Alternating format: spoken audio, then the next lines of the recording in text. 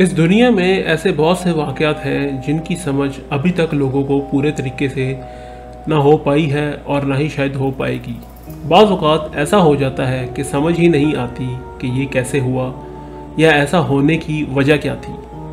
अस्सलाम वालेकुम दोस्तों, आप सुन रहे हैं यूट्यूब चैनल रीडस्टर लाइफ। दिसंबर 1948 जो कि गर्मियों का मौसम था, ऑस्ट्रेलिया के शहर एडलेड की बीच जिसका नाम सोमरटन बीच है, वहाँ से कोई शख्स पुलिस को रिपोर्ट करता है एक लाश के बारे में। एक शख्स जो कि सूटेड बूटेड हालत में मरा हुआ पाया जाता है। पुलिस इस केस की तफ्तीश शुरू करती है और बज़ाहिर ऐसा ही लगता है कि शायद इस शख्स की मौत हार्ट अटैक या फिर पॉइजन देने से हुई है। लेकिन जब इस लाश की ऑटोप्सी रिपोर्ट सामने आती है तो उस शख्स के जिस्म में किसी किस्म का कोई जहरीला अंसर नहीं पाया जाता, जिससे ये चीज़ तो बिल्कुल ही नापैद हो जाती है कि इस शख्स की मौत जहर देने से हुई है। अब पुलिस इस शख्स की तलाशी लेती है, लेकिन पुलिस को किसी किस्म का कोई आइडेंटिफिकेशन नोट उसकी जेबों से नहीं मिल पाता।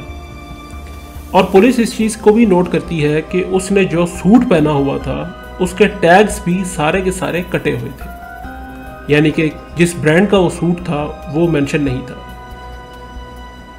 जब कोई डॉक्यूमेंट उनको नहीं मिलता तो पुलिस फिर फिंगरप्रिंट्स के ज़रिए उसकी आइडेंटिफिकेशन का पता लगाने की कोशिश करती है, लेकिन हैरत की बात ये थी कि स्कैन करने के बावजूद उनको इस शख्स की आइडेंटिफिकेशन नहीं हो पाती कि ये शख्स कौन है।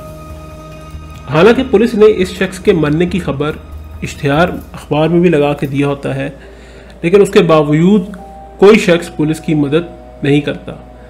लाश मिलने के 4 माह बाद पुलिस को इस शख्स के ट्राउज़र की अंदर वाली जेब से एक नोट बरामद होता है जिस पर अरबिक या फिर पर्शियन ज़बान में तमाम शुद्ध लिखा होता है, जिसका मतलब ख़त्म होना के हैं। ये सफ़ा एक किताब जिसका नाम रुबायात है उससे फटा हुआ या उससे फाड़ा हुआ होता है।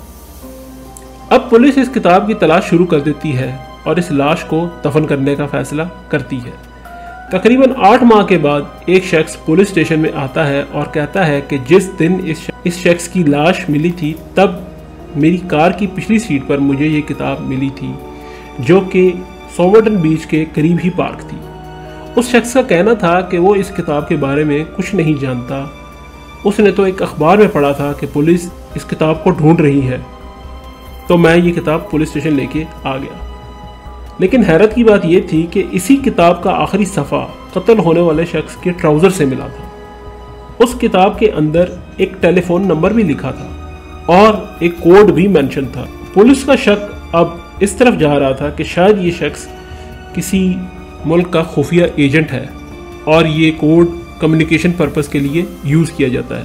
खैर, जब पुलिस उस नंबर पर, उस टेलीफोन नंबर पर जो कि उस किताब में लिखा होता है, उस पर कॉल करती है तो उनको मालूम होता है कि ये नंबर किसी जेसिका थॉम्सन नामी औरत का है जो कि करीब ही रहती है।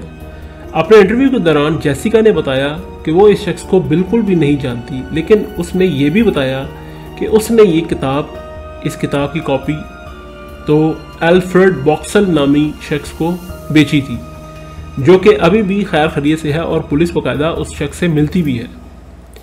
इस तफ्तीश के बाद पुलिस की बहुत कोशिश रहती है कि वो इस कोड को किसी न किसी तरीके से ट्रेस कर सके, मगर तब से लेकर 1948 से लेकर 2021 तक वो नाकाम रहते हैं और इस कोड को अभी तक ट्रेस नहीं कर पाए। बिला आखिर 2021 में अमेरिकन और ऑस्ट्रेलियन रिसर्चर्स ने इस शख्स की दोबारा से कब्र खुदवाई और उसके बालों के सैंपल के ज़रिए उन्होंने डीएनए टेस्ट पर इस केस की जांच पड़ताल शुरू कर दी और वो इस मकाम पर पहुंचे कि उन्होंने इस मरे हुए शख्स के डीएनए के ज़रिए इसका शजर नसब निकाल लिया और मालूम हुआ कि इस शख्स का नाम चार्ल्स वेब है जो मेलबर्न का रहायशी था।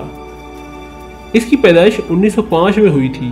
पेशे से ये शख्स इलेक्ट्रिकल इंजीनियर था और अपनी बीवी को मिलने के बाद 1947 अप्रैल से ये शख्स लापता था और इसकी मौत का भी कोई रिकॉर्ड गवर्नमेंट के पास नहीं था। अपनी नौयत का ये एक ऐसा पुरस्कार वाक़या है कि पूरे ऑस्ट्रेलिया में इस वाक़े की चर्चा है और अभी तक मालूम नहीं हो सका कि इस शख्स की मौत कैसे हुई किसने की, जो हकायक जो चीज़ें सामने आई हैं वो भी अभी तक फर्जियां हैं, उनके फैक्ट्स भी रियलिस्टिक बेस पे नहीं है, वो भी एक केस स्टडी है, एक इन्वेस्टिगेशन का तरीका है और वो एक हाइपोथेटिकल बात है जिसकी कोई रियलिटी नहीं है। लेकिन अभी तक ये केस अनसॉल्व्ड है और ऐसी पहेली है जिसको बूझना बेहद मुश्किल हो चुका है पुलिस के लिए। उम्मीद है आपको ये हमारी कोशिश पसंद आई होगी। ये एक रियलिस्टिक स्टोरी है जिसको प्रॉपर तरीके के साथ आप इंटरनेट के ऊपर भी रिसर्च कर सकते हैं। चैनल पे अगर आप न्यू हैं तो चैनल को ज़रूर सब्सक्राइब कीजिएगा। अगर वीडियो अच्छी लगी है तो लाइक ज़रूर कीजिएगा और ऐसी इन्फॉर्मेटिव वीडियो को देखने के लिए हमारे इस चैनल को सब्सक्राइब मस्ट करें, बेल नोटिफिकेशन पर लाजमी क्लिक करें ताकि आपको नोटिफिकेशन टाइमली बेसिस के ऊपर मिलती रहे। अपना ख्याल रखिएगा। Good bye.